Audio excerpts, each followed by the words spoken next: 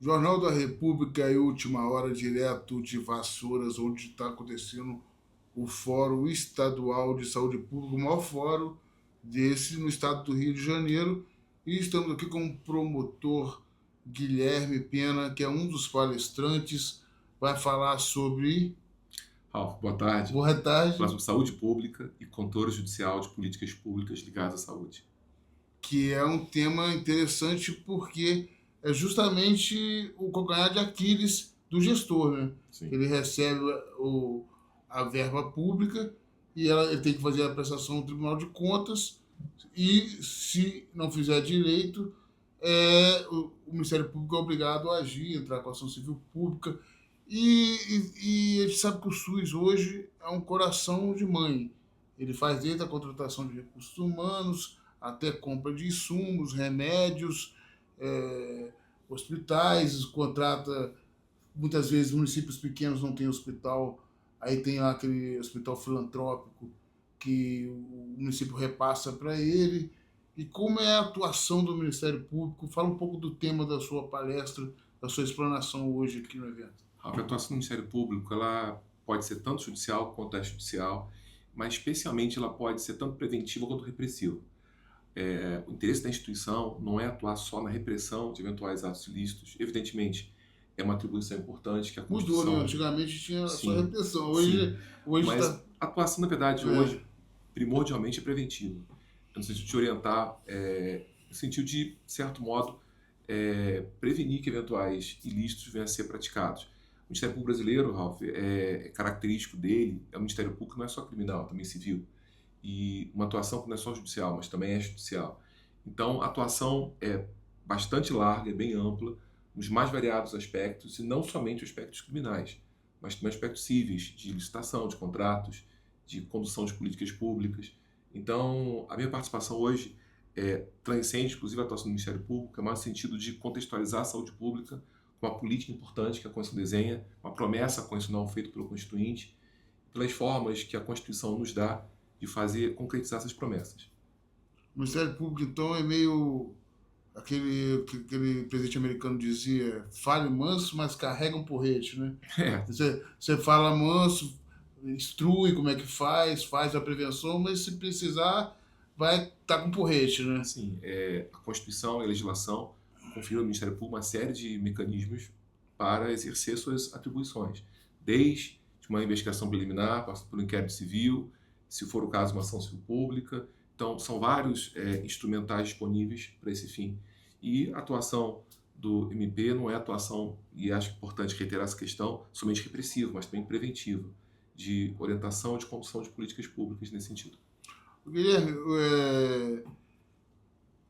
na questão da saúde, existe uma área específica do Ministério Público para trabalhar ou ela está dentro da tutela coletiva? Como é que funciona essa separação dentro do Ministério Público para investigar e fazer a prevenção na área da saúde pública? Depende da área no qual atua o Ministério Público. No Rio de Janeiro, há municípios que têm promotoria especializada em saúde pública, a capital, por exemplo, possui mais de uma, inclusive.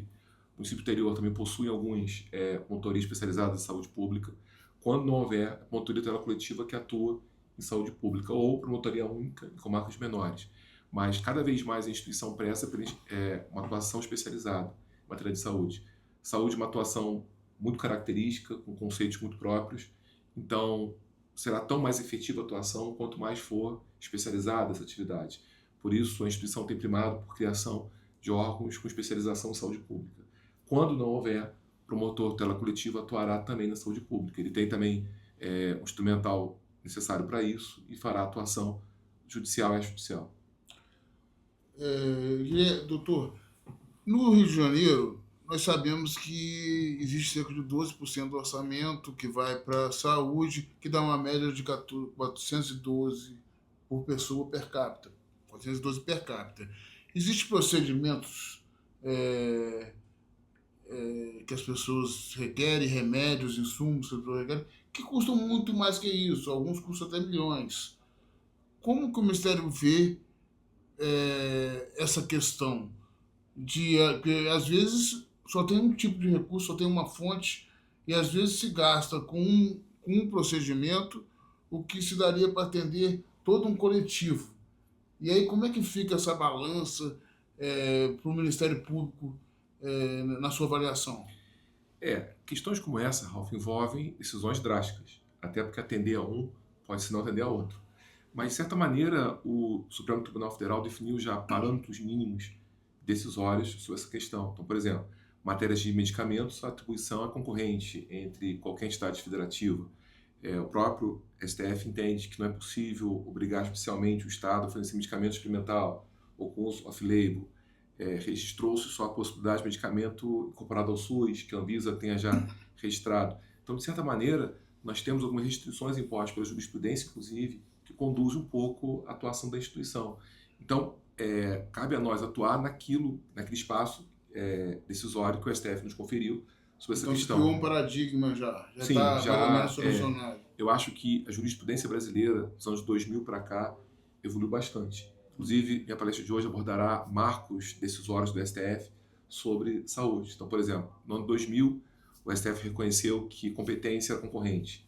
Em 2016, reconheceu que não era possível obrigar especialmente medicamento experimental. Em 2023, entendeu que decisão que versasse o medicamento teria que identificar a política pública afetada, ou seja, a prestação concretizada, não algo abstrato, sim concreto. Em 2024, um acordo intencional de diversas entidades federativas, estados e municípios para a padronização desse fornecimento. Então, já há uma evolução muito clara da jurisprudência nesse sentido e, evidentemente, cabe ao sistema judiciário como um todo, Poder Judiciário, Ministério Público, demais funções essenciais de justiça, atuar dentro dessa modelagem que foi definida pelo STF. Doutor Guilherme, você é autor de diversos livros, principalmente na área constitucional, né? Sim. Como que você vê esse ativismo judicial hoje, do judiciário, com foco principalmente na questão da saúde? Rafa, tenho produzido alguns trabalhos recentes sobre o tema, especialmente 2 artigos que eu produzi, um em 22, outro em 23, sobre protagonismo judicial, ativismo e judicialização. Eu tenho uma visão do ativismo um pouco característica, eu acho que o ativismo pode ser positivo em algumas situações. Os antigos diziam que a diferença entre o remédio e a ferida é a dose. Eu acho que se for bem exercitado, o ativismo pode ser um fator interessante. Eu acho que existem 3 grandes dogmas do ativismo que devem ser um pouco desconfigurados. Primeiro, que o ativismo é uma possibilidade. Se o ativismo decorre de uma omissão legislativa. Terceiro, o ativismo é sempre negativo. São ideias que, em geral, são arraigadas até pela doutrina do Brasil, que, de certo modo, merecem, de certo modo, alguma reconsideração. O ativismo nem sempre é uma possibilidade, às vezes é uma necessidade, depende muito do grau de omissão do poder público, e não há outra solução do seu judiciário concretizar a política pública, até porque necessidades são infinitas, as possibilidades são infinitas, e não cabe ao judiciário declinar a jurisdição, tem que prestar a jurisdição que lhe cabe. Nem sempre o ativismo decorre de uma omissão legislativa. Há leis que garantem no Brasil que existe algum grau de ativismo, pelo menos, por exemplo, a Lei 9868, que regula a ação direta de inconstitucionalidade. No meu livro aborda esse tema. No seu artigo 12F prevê a possibilidade de o STF definir qualquer medida. É uma previsão legal do ativismo judicial. E não acho que o ativismo é sempre negativo. O judiciário, na verdade, é um poder quanto majoritário, ele tem como grande missão tutelar minorias, que não tem, às vezes, a voz em outros poderes, que o voto tenha legitimado por serem minorias ocasionais. E acho que a grande questão do ativismo hoje não é afirmar ou negar o ativismo. O ativismo é um movimento global. É delimitar como o ativismo acontece. A grande questão do ativismo hoje é democratizar o ativismo, é moldar princípios da Constituição, especialmente separação de poderes, democracia, república. Eu acho que a grande questão do ativismo, meus artigos caminham nesse sentido, tem a ver com a moldagem do ativismo a princípios da Constituição, não toda a negação do ativismo. Existe agora um debate sobre uma nova constituinte, mas eu não vejo ninguém da imprensa, ninguém do judiciário, não vejo clima para isso.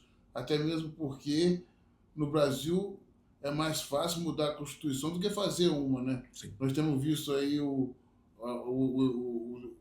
a troca de favores do Executivo com o Legislativo quase sempre quando se quer aprovar uma emenda.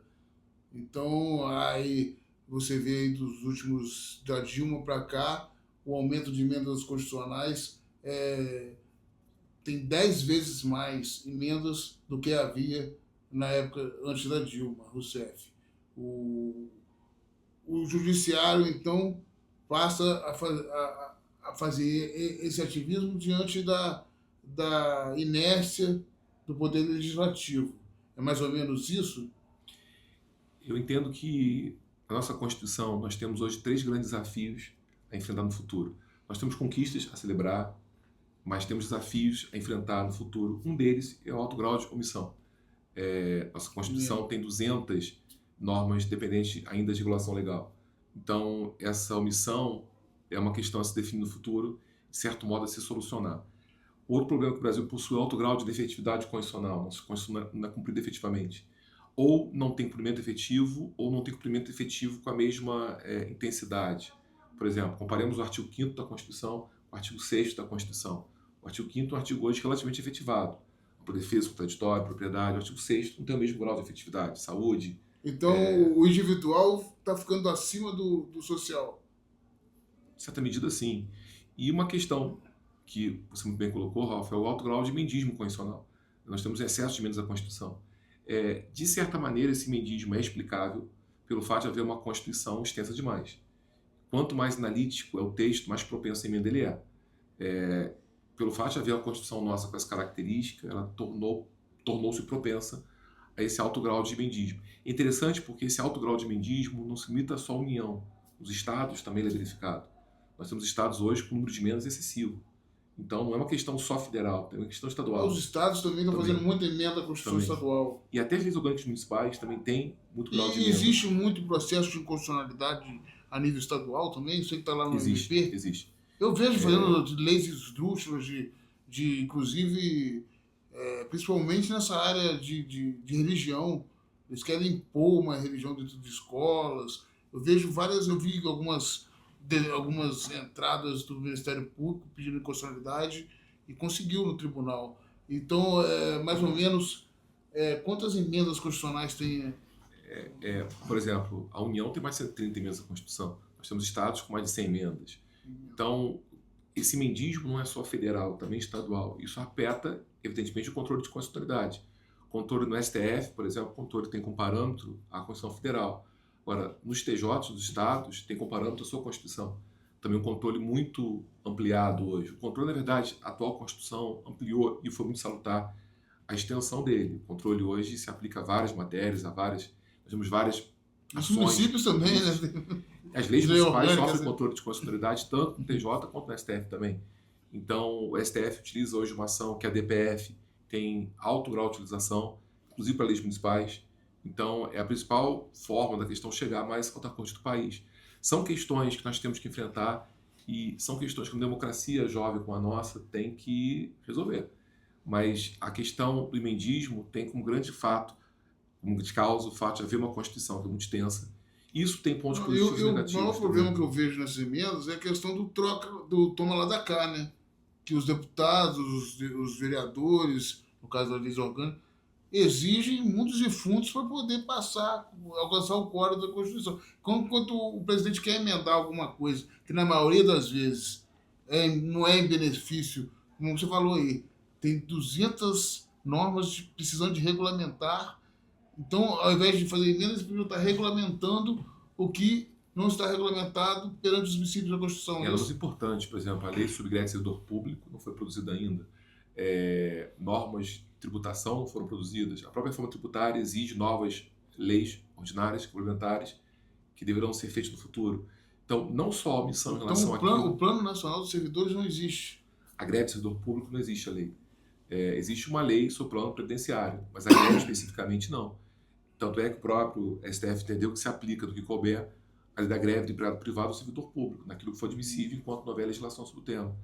Então, é uma questão a ser enfrentada assim. E, inclusive, em simpósios internacionais, quando o Brasil é citado, é indicada essa questão da omissão legislativa brasileira. Enfim, são ônus e bônus. Os parlamentares deveriam ler o livro do Dr. Guilherme, ao invés de ficar fazendo essas leis esdrúxulas, procurar fazer regulamentações sérias. Essa questão, Ralf, é uma questão que vários autores brasileiros têm indicado. Inclusive porque nós temos ações judiciais cuja vocação é suprir essa omissão.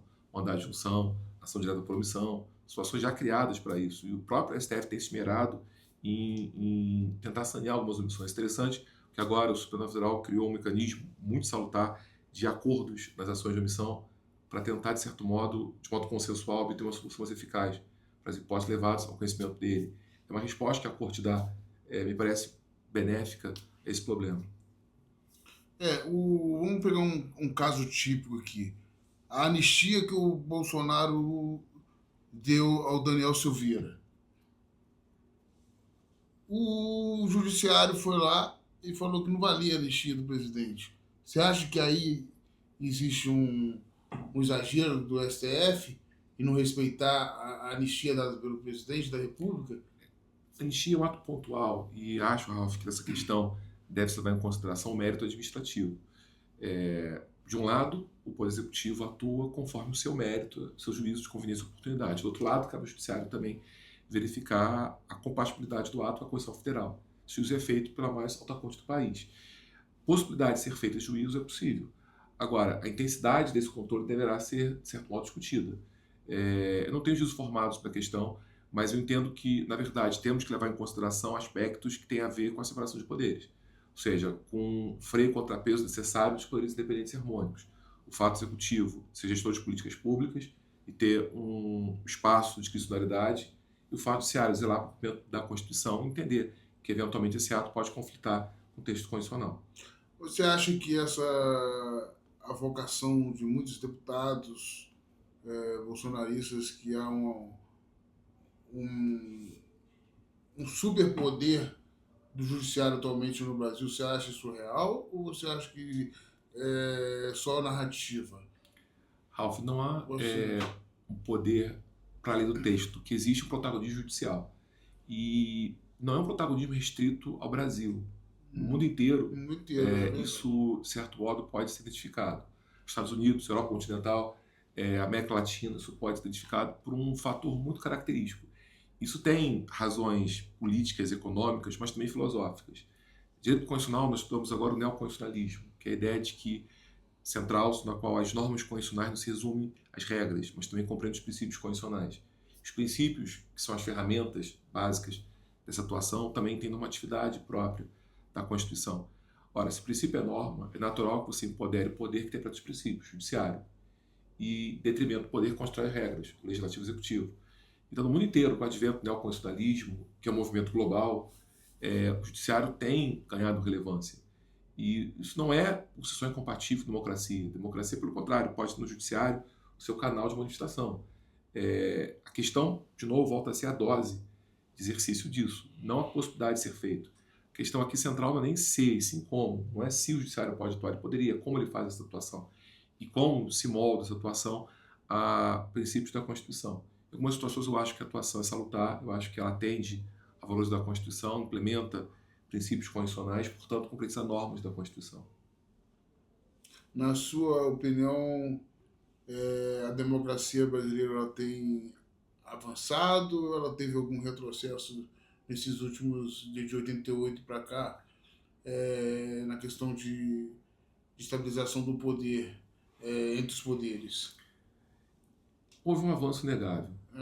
E o fato de o Brasil passar por 2 impeachments, sem nenhuma ruptura democrática, é uma demonstração clara de maturidade institucional. Eu acho que a democracia brasileira não é perfeita, nenhuma democracia do mundo é, mas nós temos muitos pontos positivos a celebrar. Eu acho que há um avanço. Retrocessos fazem parte da existência humana. E pontualmente retrocesso acontece. Mas eu acho que enquanto democracia, enquanto nação, eu acho que o Brasil avançou muito. Você falou, agora voltando para a gente finalizar, daqui a pouco vai ser um dos nossos painelistas ali. Voltando à questão da saúde e da prevenção do Ministério Público. O Ministério Público hoje dispõe de ferramentas para ajudar o gestor público a cumprir as suas determinações, a fazer sua prestação de conta. Sim. Existe uma escola, existe... O Ministério Público tem uma escola de governo do Ministério Público, que forma profissionais, mas também o Ministério Público, enquanto instituição, tem uma gama de mecanismos que podem ser utilizados para esse fim. Recomendações. Eu tenho visto muitas recomendações. Sim. Recomendação, em vários municípios. Recomendação é um instrumento muito interessante, porque é preventivo. Ou seja, se recomenda uma atuação para que haja a moldagem dela, aquilo que o promotor, o procurador entende como propício para aquele caso concreto. É um instituto não tão utilizado ainda, mas, de certo modo, até antigo, que pode ser melhor, talvez, utilizado no futuro. Há o inquérito civil, a ação civil pública, há outras ações judiciais que o Ministério Público pode propor, TAC. TAC, agora, recentemente, uma constituição persecução civil, em caso que envolva probidade administrativa. Então, mecanismos não faltam para que o Ministério Público possa implementar a sua atribuição. E auguramos que ele possa, ao longo do tempo, continuar a fazer valer a sua missão constitucional. Parabéns aí pela própria maturidade que também tem alcançado o Ministério Público, que não é mais aquele Ministério Público só punir por punir, e realmente é o Ministério Público de fazer justiça. E justiça, às vezes, não é punir, é orientar, né? Sim. Fazer a prevenção. Desejo aí boa sorte aí Obrigado. na sua Obrigado. palestra agora. E deixa uma mensagem final aí para todos os gestores aí que ganharam as eleições, aqueles que se reelegeram, para eles não terem problema com o Ministério Público daqui a uns anos. Sim. A melhor orientação, a melhor guia, o melhor comando é a Constituição Federal. Moldando nossas condutas, a Constituição, certamente nós teremos uma democracia mais sólida, mais saudável, mais duradoura. Parabéns, Guilherme Pena. Última hora, notícia levada a sério.